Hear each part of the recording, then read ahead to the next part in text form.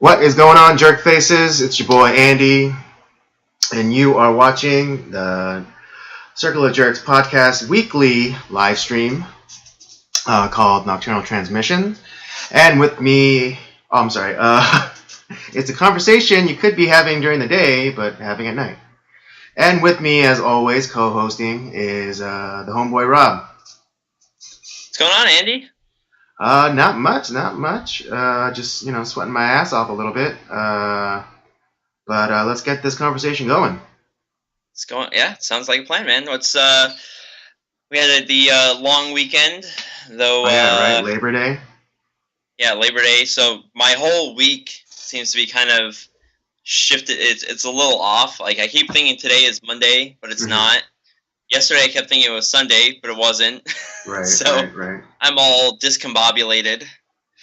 But yeah, the week is pretty good. Just kind of trying to get through the hot weather that we've been having. Finally, that broke. Was it Sunday night? There was we got some rain, and thank God. Yeah. We have that fire going off in the hills. So yeah, that's the other thing. I was thankfully like the exit where my church is at is where they closed off the freeway, so I was still able to get to church on Sunday. Oh wow! Okay. Yeah, it was kind of a tough. I wasn't sure if we were gonna be able to make it to church on Sunday, so I'm glad that the fire didn't hit church, and then having rain on Sunday definitely helped out. Yeah, the Lord works in mysterious ways. Yep, that definitely. Right. I mean, there's a fire, but then He sends the rain, and even though it's, the fire could have gone to the point where it made travel impossible, but but the fire was still relatively contained, and you were still able to go and worship, and so. Yeah. And on the way there, you see all the helicopters that are dumping water and stuff on the fire. You got they also have like the big planes that they have the dump like the retardant thousands of gallons of water onto those fires. So it was kind of interesting going to church on Sunday and seeing all that getting dumped on the fire. Right. Then just mainly nothing really too exciting this weekend. It was just really too hot to go anywhere. Yeah. So I mainly spent most of my time at home, and I just watched the NASCAR this weekend. It was one of the big crown jewel races, the events, the Southern 500 at Darlington, South Carolina. Well, traditionally that race was always held during Labor Day. There was a short time where they didn't have a Labor Day race for a while, and they came back about 3 years ago on that date, and they've been doing this throwback weekend. So guys sport these old paint schemes, and they do all sorts of cool stuff, and so it's another good fun race at Darlington again. So it was for our NASCAR fans that are out there, which are probably very few. That's what I was enjoying most of the weekend. I see. Yeah, I mean, I didn't do anything or go anywhere this weekend. Partly because most of the people that I knew were going out, or they made plans without me. Those jerks. But nobody invited me to shit. but it was also my sister's birthday. Happy birthday! Shout out to my sister. It was yesterday. Her official birthday was yesterday, the 4th. But my family, we got together and had a birthday dinner for her, and so that's what I did. I also did go out again last night with the fellow jerk James. on Saturday, and always a good time. Just going As out, always. having a couple of drinks, meeting people, and that sort of thing. Uh, James is good at doing that. He always he has that type of you know je ne sais quoi about him, like where you just kind of don't know what it is, but people are just attracted to his aura for some reason, and he's always able to meet these new people. Where I'm like, get the fuck away from me. It's like I'm like the exact opposite of that. I'm the grouch of the group. it's cool, everyone everyone has their own thing. James, he's a bit of he's more of the gregarious type. He's like he's the I guess he's the shepherd. He's the one that brings everyone together. True. You're the grouch. Jason is the comic relief. Definitely. Yeah, I don't know. I don't want to classify I don't even know how I'd classify myself. So. You're the I think you're the kind-hearted one of the group.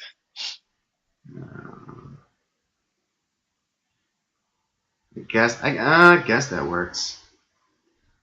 Or I'm the know-it-all because I do know it all because I know how to do everything. And yeah, I'll work with that. The know-it-all, and I'm the know-it-all. We'll make Dan the kind-hearted one. Yeah, Dan is the nicest one in the group. That's true. It is very nice. Dan is the nicest one in our group.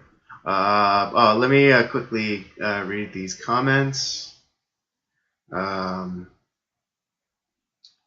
me see. Okay. From one of our viewers, Brandon. Robert is gay. You can't say that word anymore. I'm not exactly sure what that word was, but NASCAR. What was that? I'm saying I'm very happy. I assume he means in the like in the Flintstones theme song type, like we're having a gay old time. Right. We're having a happy time. So you're using it in the historical sense. Exactly. The historical sense. Okay. That's what he's going for, even though I know that's not what he was going for. Yes. Yes. NASCAR history brought to you by Robert Papp. Okay. As always. What about Bud Light John? I don't know exactly what that is reference to. Maybe you do? Yeah, so Brandon, for those of you who don't know, he's a close friend of mine, and he's met some of you guys too. Right.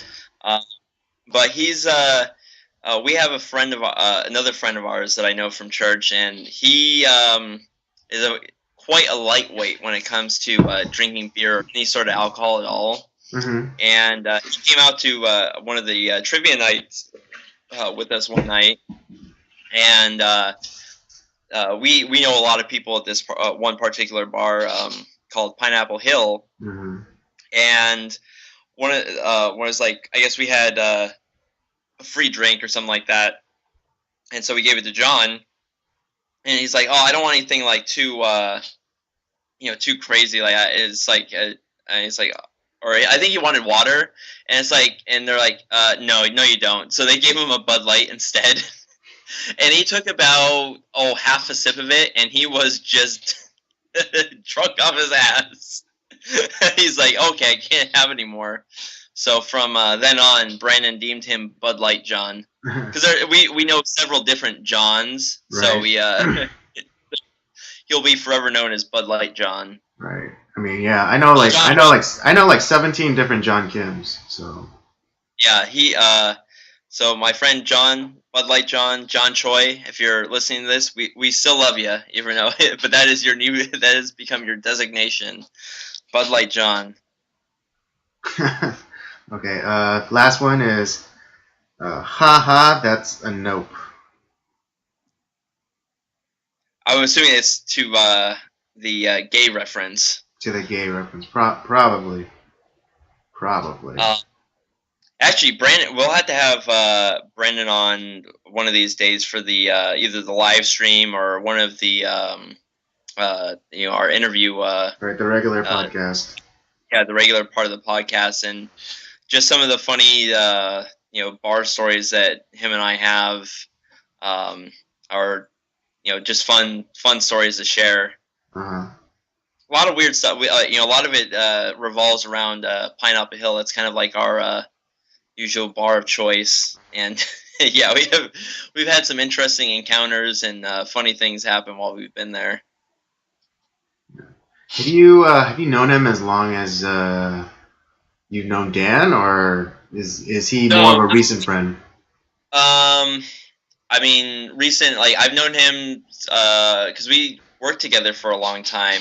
So I've known him since 2009. So I mean, it's almost 10 years now. Okay, so definitely not as long as Dan. No, I don't know anyone as long as I've known Dan. Dan and I have known each other essentially our whole life. Right. My next closest friend, I met him in middle school. But like most like you guys, like I met like within like the last 10 years. Okay. All right. But yeah, Brent, we'll have to have him on at some point, and just to have some funny stories. That definitely one thing about Brandon, he's one of those like very he does a lot of like interesting wordplay, and he's kind of a wordsmith, and he's kind of the as I like to deem him, the dirty Al Yankovic. Nerdy. I mean, isn't Weird Al nerdy already? So it's kind of redundant, no? Well, not in the sense of like some of his songs are somewhat family friendly, but but and like he's on tune, and he off the top of his head he just comes up with these like dirty lyrics to songs that he's like listening to on the radio. Oh, you said dirty. Yeah, dirty Al Yankovic. Oh, okay. I thought you said nerdy, so I was utterly confused, and so I was like, calling him the nerdy Al Yankovic is kind of redundant, but dirty Al Yankovic that makes a little more sense. Okay. Yeah. And he is. That's something I always like found really hilarious about him. It's like, and how quickly he just come up with it off the top of his head. So we'll have to definitely have him on and have him charm the audience. Okay. Also, someone that has a way with the ladies too. I see. Okay. All right. Well, you hear that, Brandon? We will have you on the show, either this one or the regular podcast soon. Yeah, we might have to do a special time for him, but we'll get him on. Right. The you do any barbecues or anything for Labor Day, or is that just, or because I know some people Labor Day is kind of a big deal. So that, they go out and they do barbecues, because usually Labor Day, as far as I remember growing up, that was kind of like the last like real day of like summer vacation before. Right. Labor Day is always like the last hurrah for summer. Before the kids go back to school and all that kind of stuff. And it's just like it's traditionally like the signal to the end of summer and into fall. But not this year. No. Yeah. Again. What was that? I did kind of a small thing. I did kind of a small thing on Monday. I had some burgers with my family and some of their friends. So that was pretty good. Okay. Other than that, I haven't done like a big like a Labor Day barbecue in a long time. Right. Yeah, I mean, partly, I don't know. I just partly been, I've been, up to my eyeballs in editing videos and whatever. And, especially for the new show, Up by Up Down. Check it out. New episodes always drop on Thursdays. So it's kind of hard. It's a little difficult. it's also difficult to try to Time. carve out time and a social life, especially when sometimes like especially when the majority of the times you're the one to set everything up and like suggest things. It's like, hey guys, what do you guys, let's go do something. But if I'm not the first one to suggest something, then it doesn't usually get said. I've also found where when it comes to like hanging out, it's either I don't have I don't have the time, or I don't have the money. It's one of those two, and like, or like when I'm busy and like don't have the time. Oh, that's when everyone wants to knock on my Right. text me and call me and say, hey, what are you doing? You want to hang out? And then like there's someone, hey, you ready to do? You want to hang out? You want to do something? It's like, no, I'm busy. No, I can't. I'm busy. But then as soon as like I'm done being busy, everyone else is like off on their own. Yeah, sorry, man, can't I do it. mean, it's kind of like the opposite thing of what happens to women and like their cycles syncing up with each other. You know. Maybe that's It's just like it's completely off for men because we have different we do different things or we're in different fields or whatever. And so, yeah, it happened. I mean, my particular field, I'm lucky in that I'm able to ostensibly create my own schedule and work when I want to work, but it sometimes doesn't necessarily it's not necessarily compatible with like 9 to 5ers, and so Right. yeah, it's a little difficult because sometimes like I'll have all this downtime and it's like, oh, let's go do something. It's like, dude, I have to work. It's like, oh yeah, chain to that desk and whatnot, and it's like, but then sometimes I get super slammed and then some people might have some time off and it's like, oh, I wish I could, but I have this project or I have this shoot or so yeah, it's been a struggle lately to match schedules with people. Yeah. Well, that's same here. It's always been something that I've had trouble with. It's either I don't have the time or I don't have like the funds to like go and hang out and all that stuff. So it's kind of sometimes a lot of and I don't necessarily mind so much. There's a lot of times where it's like, you know what, I just want to be by myself anyways. So it kind of works out. But um, the other thing I found out too, like if I'm by myself for too long, Mm-hmm. it's one of and then like someone like wants me to like hang out, and it's like I kind of have the time and the money. I'm like, I don't want to go. I just like at that point, I'm just It's like, like it's such a task to do something. right, and in a certain in a certain sense, you feel like you've earned that. Uh, you feel like you've earned that time to be by yourself. Because maybe because you put so much time into work and then you're surrounded by these people who you don't necessarily hate, but that you would choose not to be around if given the option, Right. right? And so what is it, so finally you do have some downtime, and it's not to be a dick to your friends or nothing, but having that just having a time to decompress and just being by yourself, I think is very beneficial to someone's mental state, as well as like a little bit for just like their sanity as well. Right, and I think it also goes to as far as like the natures of people too. There's some people who they're energized by hanging out with like a whole bunch of people and being around people, Right, and like then there's extroverts. if you're extroverts, and then I'm not that whatsoever. Like I can be around people for like a certain amount of time, but after a while, I'm just like, get away from me. I need to be by myself because I being around a lot of people for too long.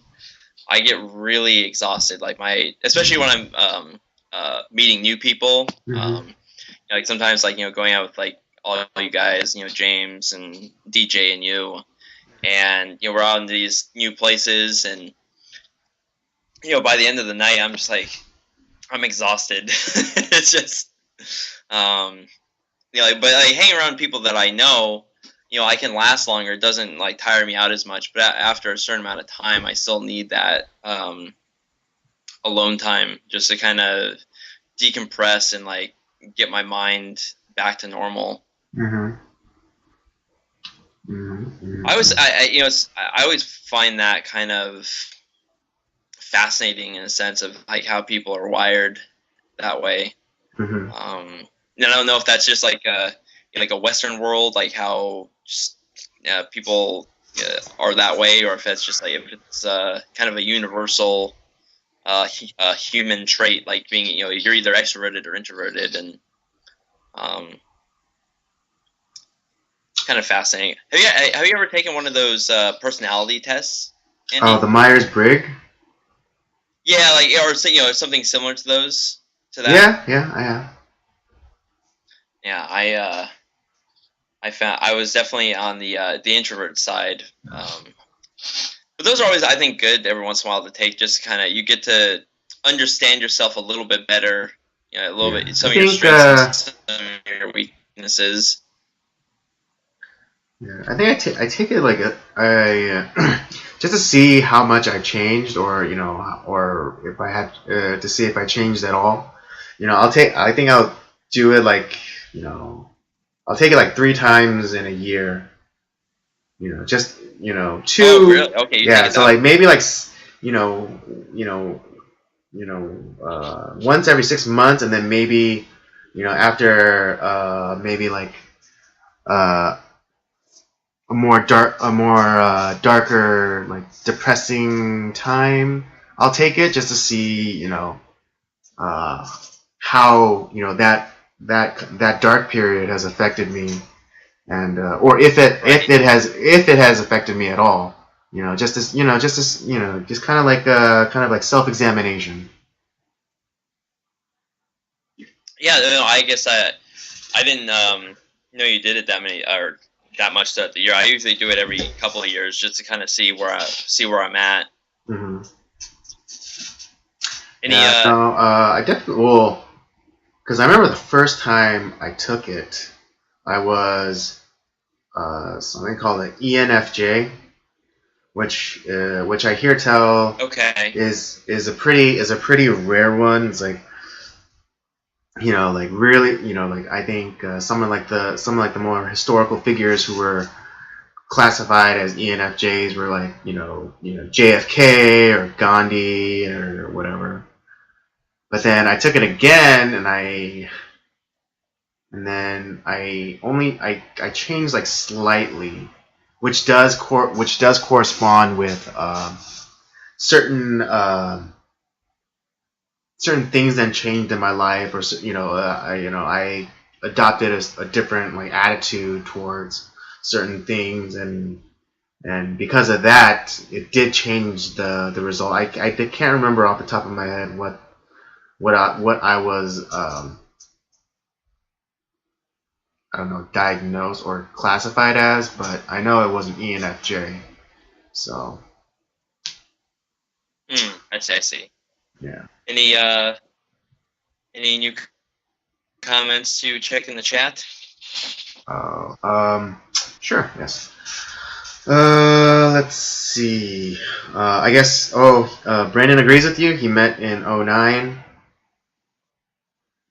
Look at Robert buttering me up. Ha ha ha. Probably talking about getting him on the podcast. Yep.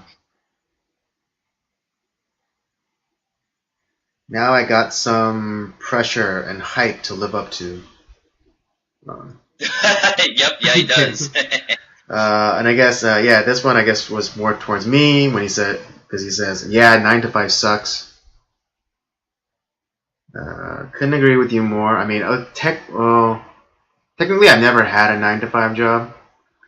Like even in like my first job in like high school, it was working at a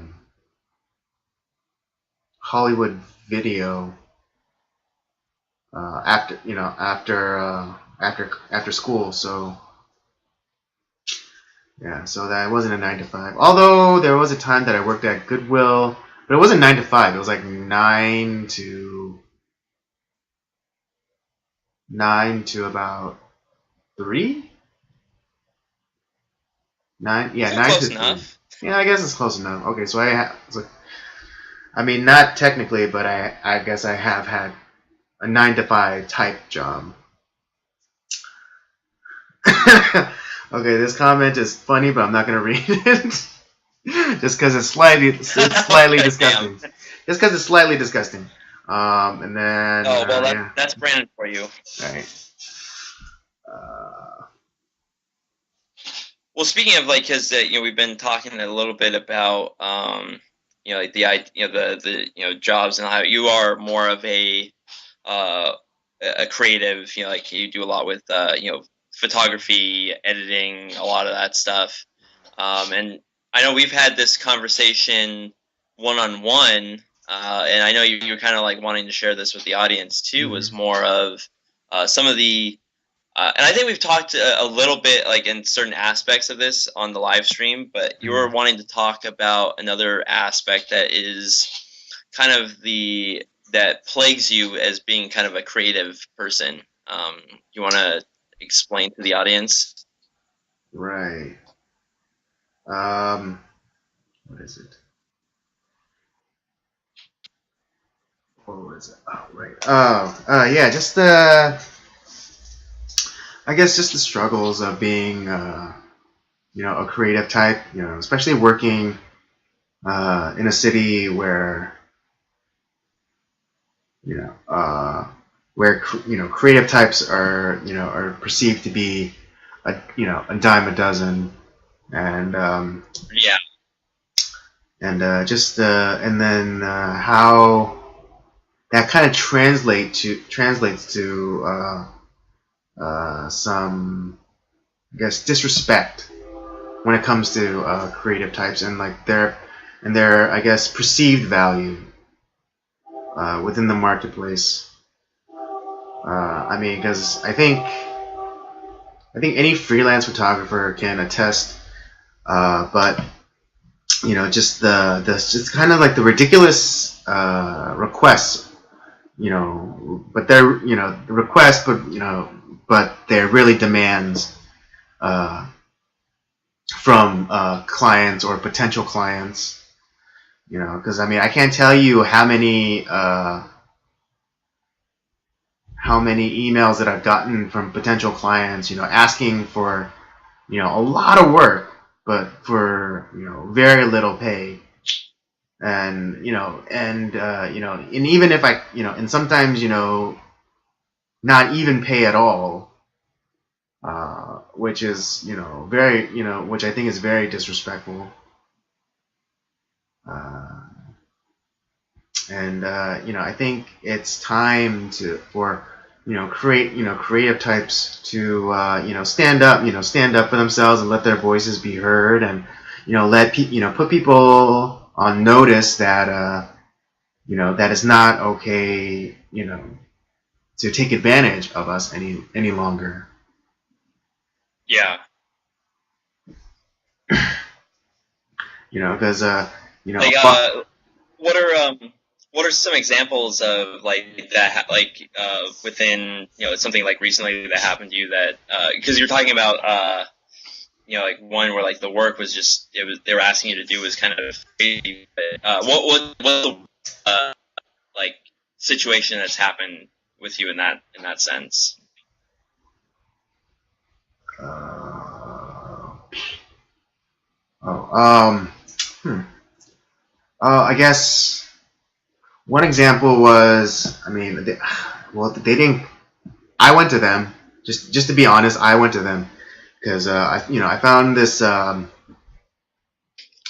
posting for a photographer gig for I guess or I guess like an athletic clothing apparel company, and they wanted a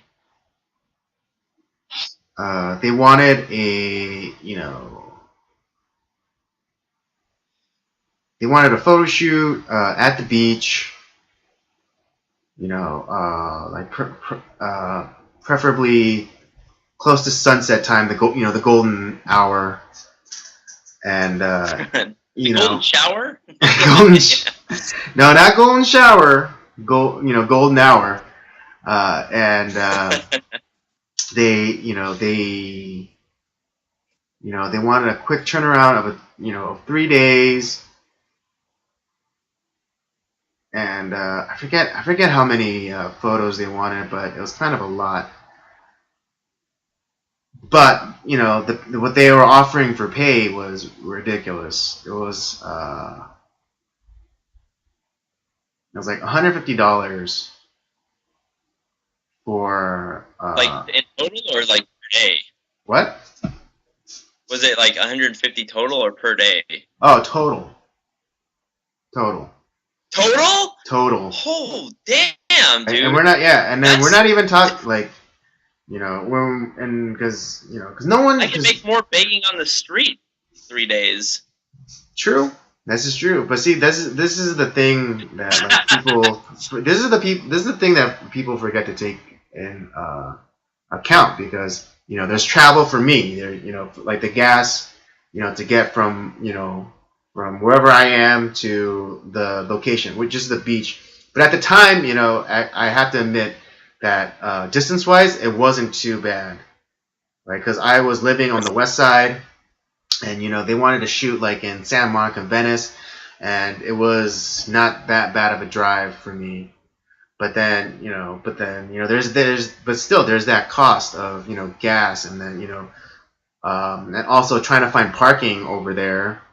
And then plus there was also, the cost of, I mean, there wasn't any cost because I had all my own equipment. But, what if like, what if my equipment became damaged during the shoot? What if, one of my lights, got damaged, or what if sand got into my camera? There's a cost of getting that fixed. And then there's also,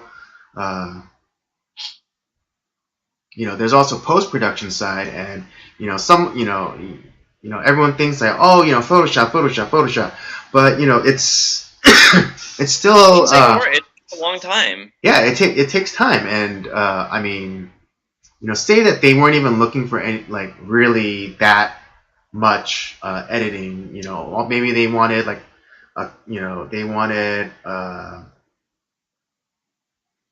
some light fixing, in terms of like how exposed the images are, so they want it brighter or darker, or if they want me to or do like some really light color correction, because maybe like sometimes like the pictures you take, it doesn't like necessarily represent like the colors, this as true as real life, and so you have to go back in and mess with the colors, and so we're talking about a lot of work.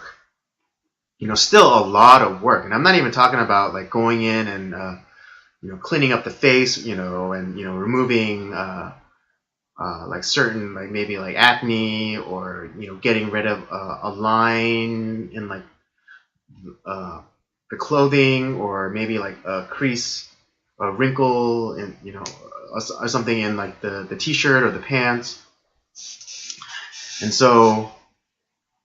And then like I really hate when companies do this, but they brandish the term startup to justify having like either really low pay or no pay at all. It's like, because it's like if I started my business and I advertised my photographic services. But I made the client buy me all of the photographic equipment. Like buy me my camera, buy me my tripod, my lights, my computer, my stroke, the editing software. If I ask them if yeah, so if I advertise that and they have to pay for all of my equipment, that wouldn't stand. And so why are you asking somebody else to take on the cost of uh, propelling your business? Yeah. And the other thing is, you can't, you being you can't do a shit job either, because someone somewhere sees like the work that's there for that company, and they look like, oh God, who did this crap? Mm-hmm. And then they find out it's you. Well, you're never going to get a job again. So you have to do a good job, because if someone might see it along the way and it's like, hey, this is a really good ad or a really good photo. Like, who took these?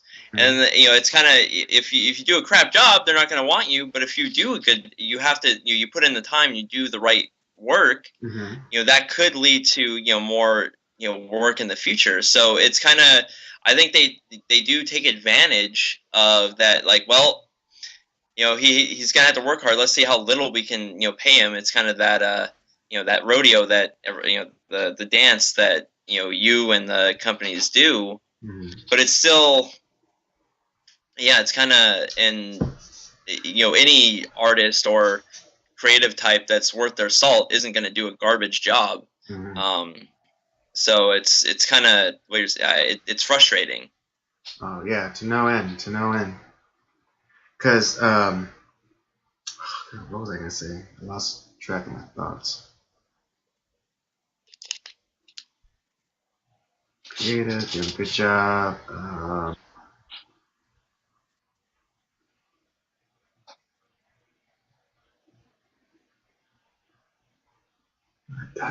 What was the last thing you said?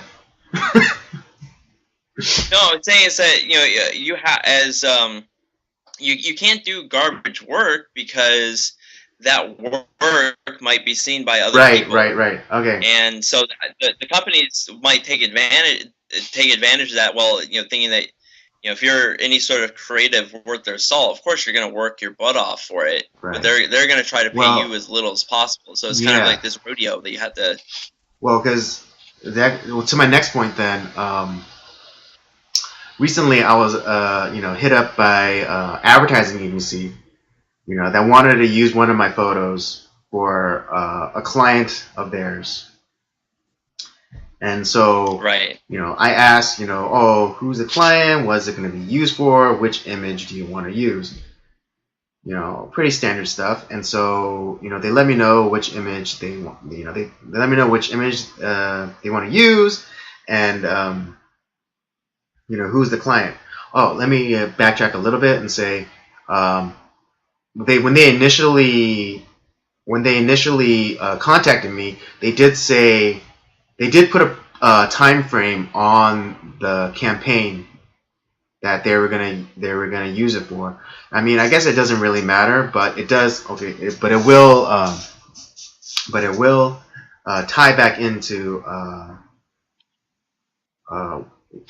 what I'm gonna have to say. And yeah. So they send me a licensing agreement. It put like all the terms or whatever, but there was this one word that they had in their agreement, which is a real sticking point for I think a lot of creative types, and that is in perpetuity. Yeah. Yeah, and so that word in perpetuity, if for those of you who don't know, is essentially a synonym for forever. Forever. So what is it? So even though I understand that they're going to use my image and it's going to be for this their client's campaign, and it's a digital campaign, so essentially it's going to live on the internet forever. And I don't mind that.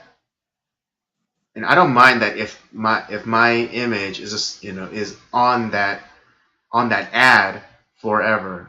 But the Right.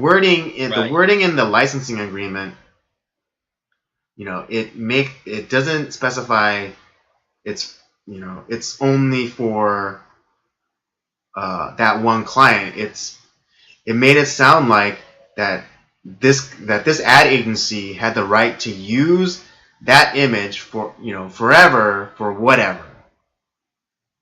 In all capacities, Yeah, in which all is capacities. garbage. And then Yeah, so no, and then I'm not, and then again, I'm gonna give them credit. I'm gonna give credit where credit's due, and they were offering a little bit above market price for my image, like because I did a comparative. I mean, not a, because I can't do an exact comparative, but I found another image on the Getty website, and I put in all the parameters similar to, or I put in the parameters that they told me that this image was going to be used for, and they are offering me $50 more than what Getty was offering for a similar image. So right. I will give them credit in that they were gonna give me a better price than what the market or at least what Getty would have given me. But I then, after I see this, I then go and then I sent them another email saying, hey, this licensing agreement seems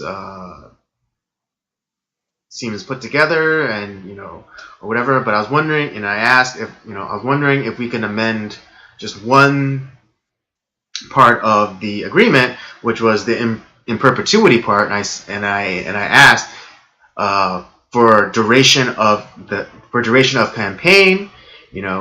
Please let me contact me to discuss this further. But after that, I didn't hear back from them. Yeah, they cut ties with you. They cut All right, they went communication with dark, you. I and I remember, I mean, remember when that was going on. I understand. I'm pretty sure that they hit up a lot of different photographers, or whatever, to help fulfill their needs. But there was when that happened, there was a period where I was kind of filled with some doubts. Like, oh, should I have done that? Should I have just taken the money and just kept my mouth shut? But I think it goes towards that, sticking up for yourself and sticking up for your work. Because I think, to quote the late great Heath Ledger in his portrayal of the Joker in The Dark Knight, he said it. I think he said it the best when he said, if you're good at something, don't do it for free.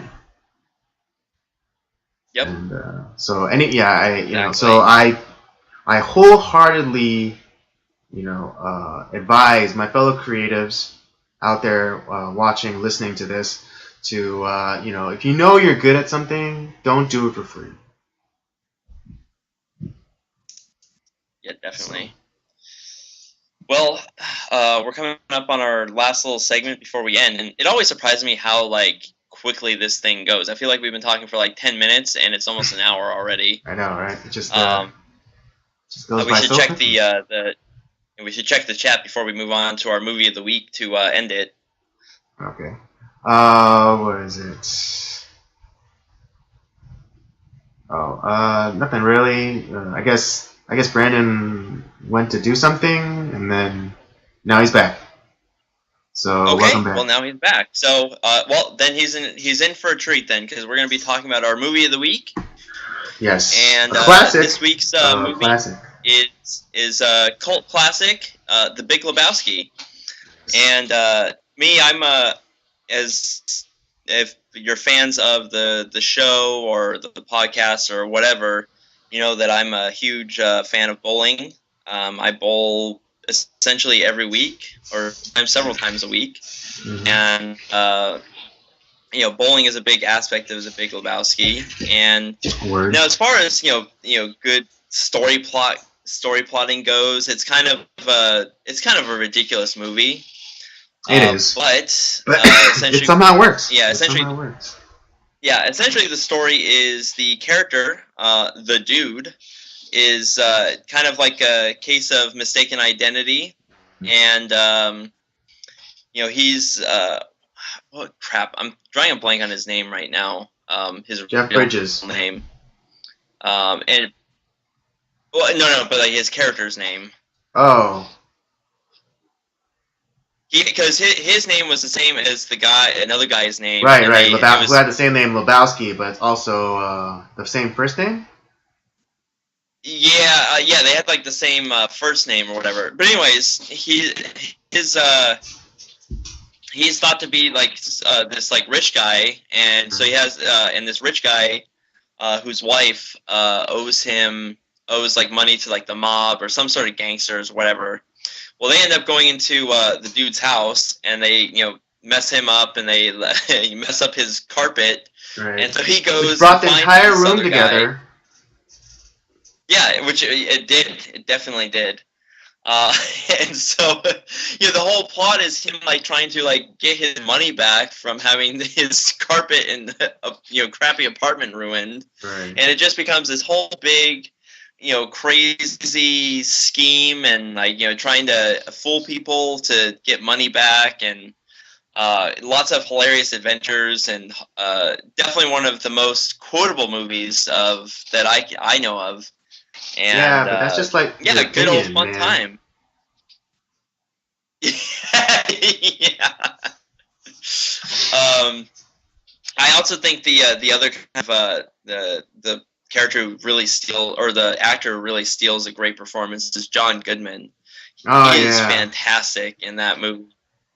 Shut up, Donnie! It's like he just goes absolutely insane, and he's Jewish, and Dan's not here this week or on the chat. But one of the things they don't roll on the and so he's pissed off when like one of the bowling tournaments on a Saturday, and he's like he gets all up in arms, and then there was also like when he needed someone to help.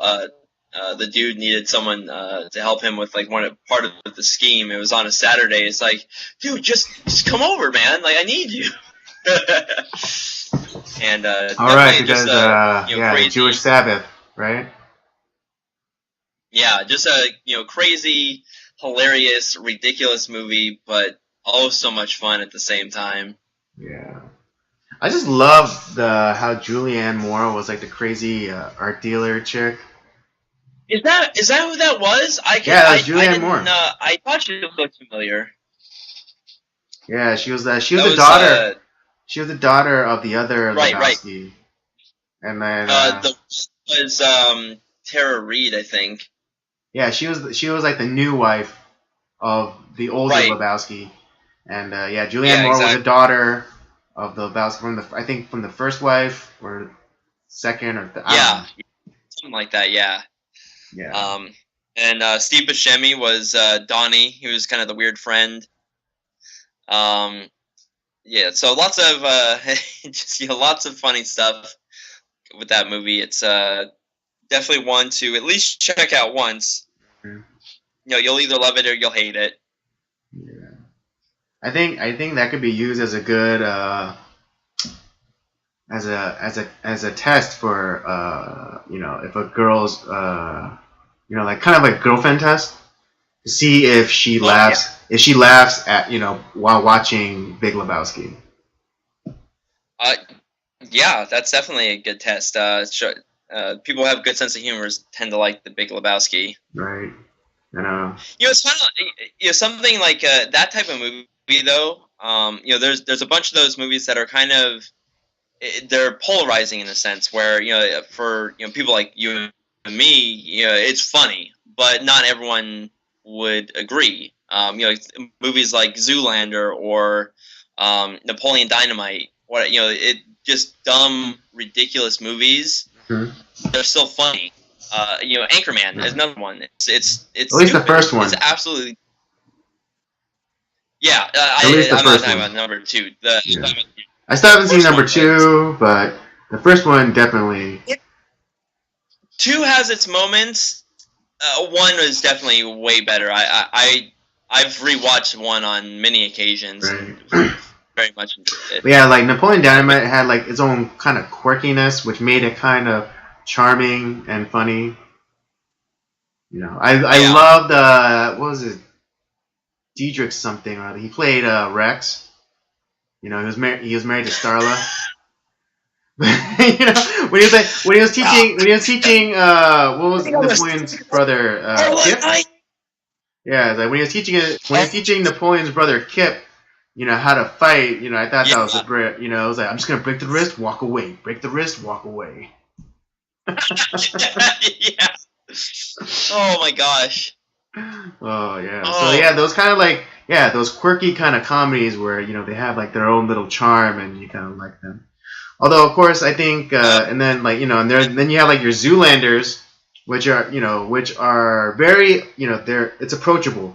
It's like for everybody, but it still has its own like little charm in it as well. Like during that graveyard scene with David Duchovny.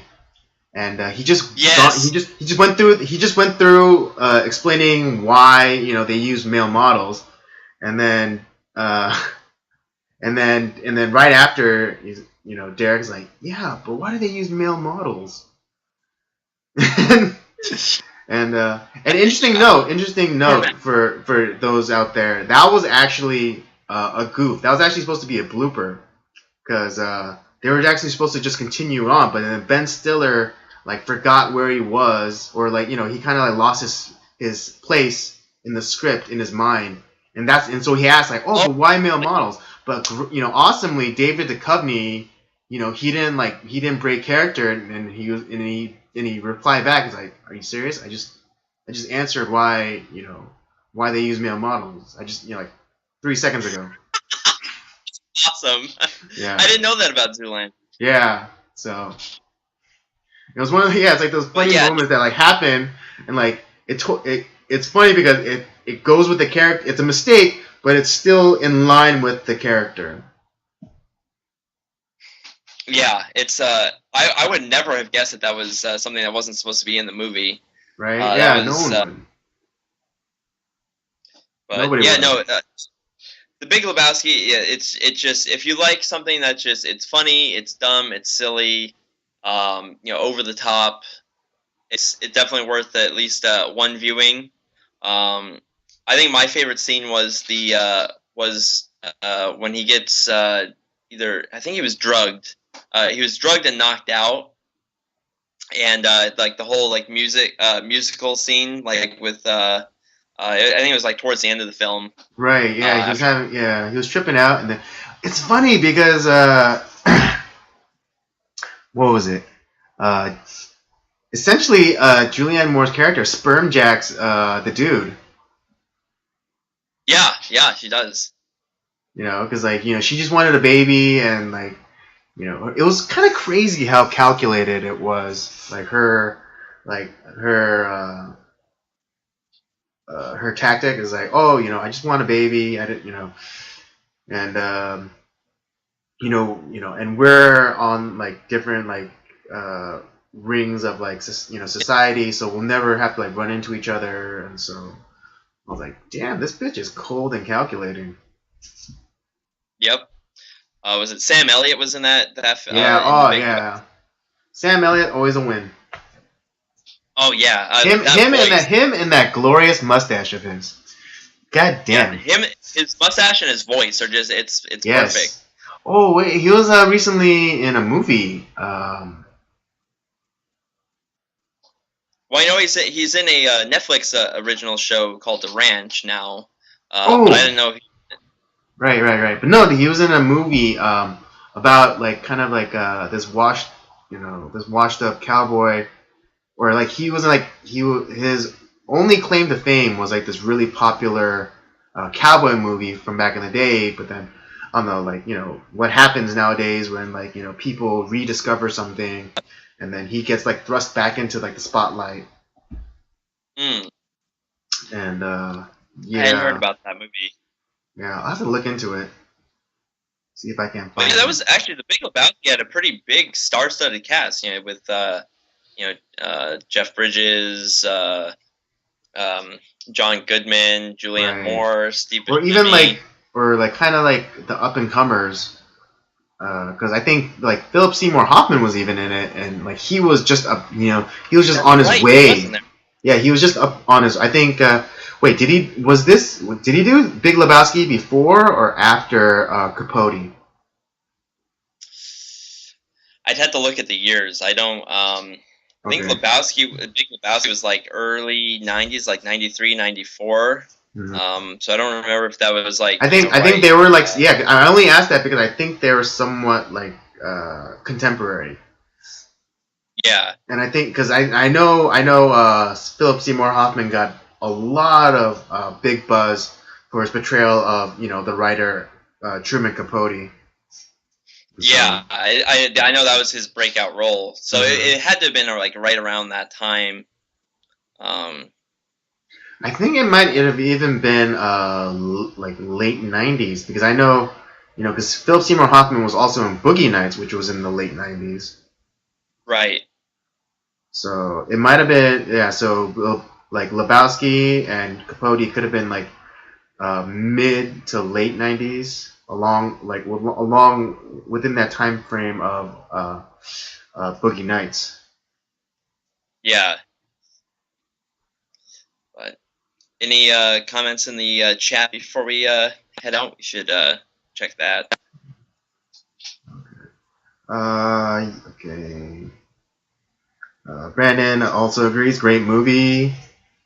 Uh, he says that the character's name was Jeff Lebowski. I'm not exactly sure that's right because he might be confusing. Like I said, I just He might be confusing like the I'm actual gonna. actor's name, like Jeff Bridges and.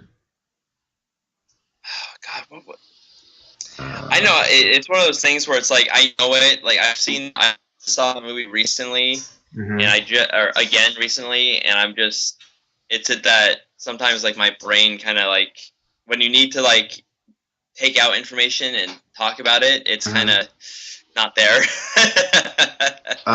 Okay. Robert is the worst movie describer person ever. Of course I am. um, she owed a porn producer money. Probably talking about Tara Reid's character. Yes. Uh, Johnny was always out of his element. This is true. Yep. I don't roll on shabos. Probably talking about Yes. John Goodman's character. Yeah. Your mom goes to college. Probably talking about. What, was that in Lebowski or no? Wait, Oh. that sounds like Gosh. Napoleon Dynamite. That might have been Hmm. a Napoleon Dynamite reference. Yeah. Ben forgot his line and so repeated the male model question. Yes. He says Lebowski was in '98.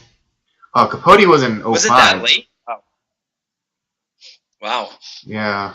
And he says Capote was in '05.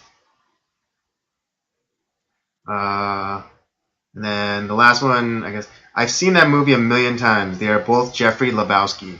Okay. We'll take your word for it, Brandon. I trust Brandon. Yes. It's like one of those like people like all caps like you guys are idiots. Yes. Right. Again.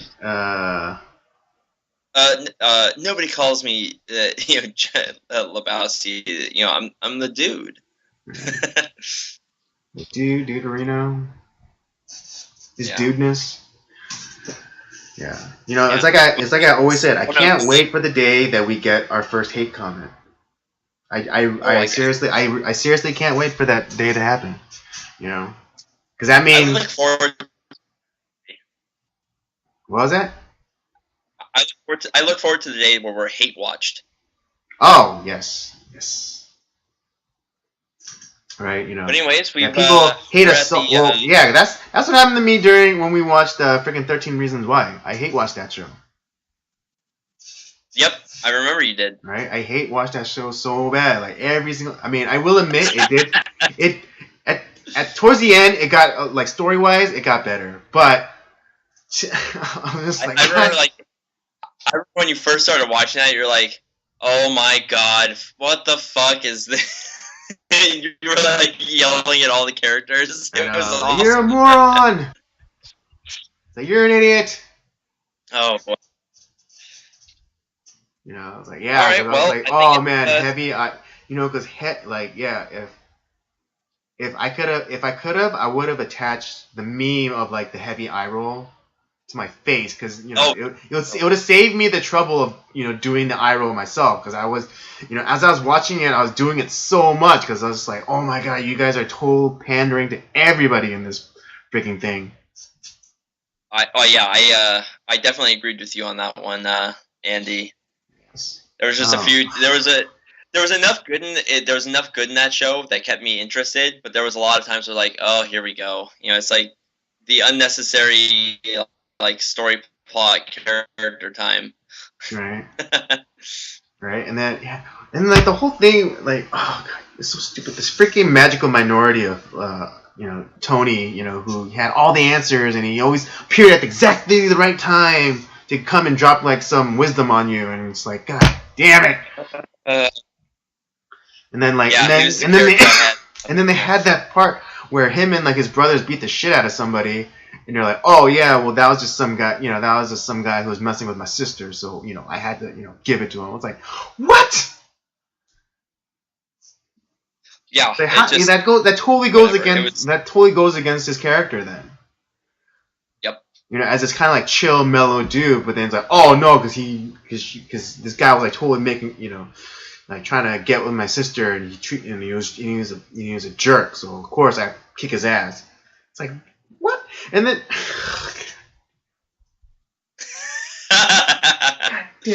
God damn, and like the people, and like, yeah, and the people, who, every other person in that freaking show was gay, and then that, and then like what, like that freaking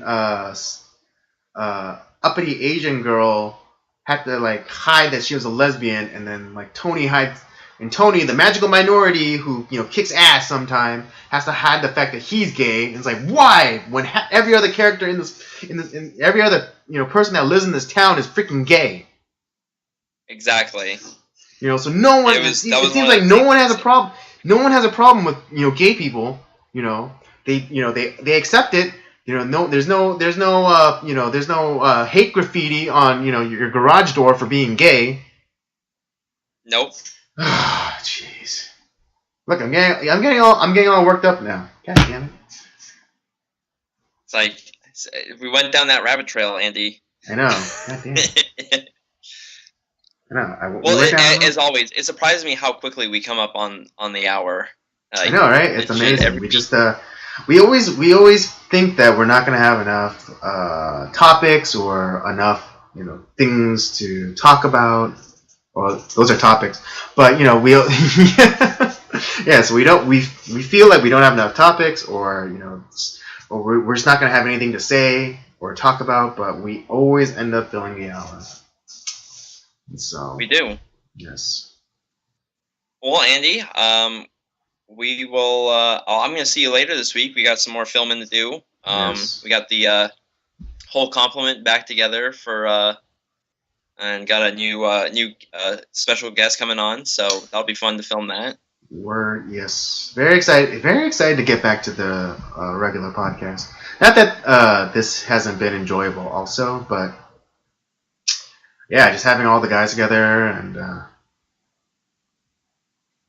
definitely getting everyone's voices in there, because this is just this show has been just you and me, but yeah, it'd be nice to get get with the guys and just talk and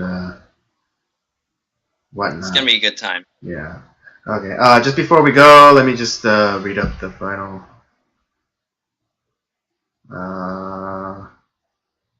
Let's see. Yes, the college quip was from Napoleon Dynamite. I knew that. Goddamn right you will. I'm not exactly sure what that is in reference to. Maybe when we were talking about getting hate comments or something like that. Oh, probably, yeah, I would imagine so. And then I hate Robert. Of course he does. And then this last one. Second season is supposed to play out all of the unanswered questions, but I do agree with a lot of your points about that show. Probably 13 Reasons Why. Thank you for agreeing with me. All right, I guess. But the thing is, I think it's going to happen in the next season of that show too, where it's just like we're going to have a lot of those big eye roll moments. Yeah. Yeah. At the same time, it'll have enough like substance where it's like still worth watching. I hope so. I hope so. Because no doubt they're going to do a Columbine thing. Oh, yeah, we already. Yeah, especially with that kid, like at the end, where when he opens that false bottom of that trunk, and you see all the guns and the pipe bombs. Like, maybe the season 2 of 13 Reasons Why that kid becomes the Punisher. Ooh, yeah, maybe. What if this is like a secret? This is like a secret, like backdoor origin story for Punisher.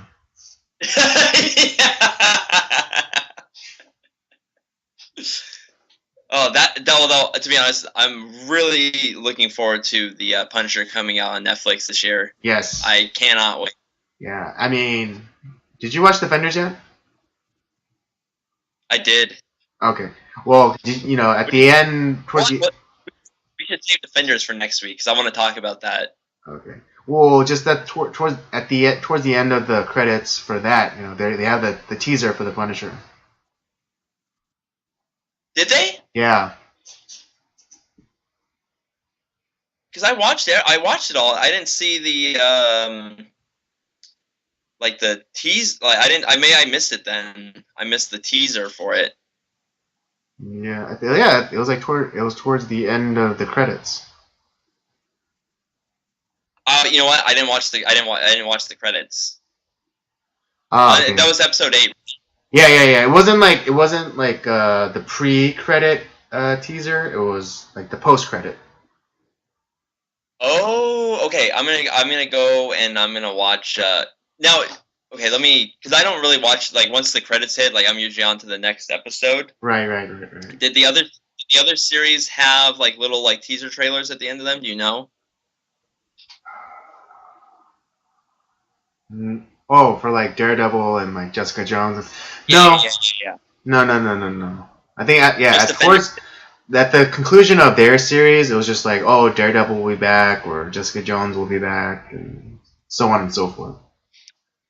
Yeah. Okay. So I'm gonna actually at the conclude once we hang up here and finish our thing, I'm gonna go and watch that that like episode 8 to see the teaser trailer for Punisher because I cannot wait to see that. Yeah. End of the credits at the last episode. Yeah, it's not a very long teaser. It's like 30 seconds, and you could probably find it on YouTube or something. Yeah. Well, I mean, I have Netflix up anyways, so it's no problem. I can go scroll through real quick. Okay. All right. Well, what? No, I was saying I was going to say we should do our plug-ins for the show and for where they can find us. Yeah. Okay. Yes. So that concludes tonight's Nocturnal Transmissions. I hope you were engaged and you were made curious to maybe even join in the conversation for next week's live stream. Again, join us here every Tuesday, 8 p.m. Pacific Daylight Time. And don't forget to follow us on our social medias. Twitter Podcast COJ, and on Instagram at Circle of Jerks Podcast. Every Thursday, we will have our new show, our new gaming show, Up by Up Down, brought to you by the homie Robert. And that will, new episodes will always be dropping on Thursday. We will be returning back to the regular podcast with the rest of the jerks. So be on the lookout for that. And as always, thank you for joining us. And have a good night. Good night, guys.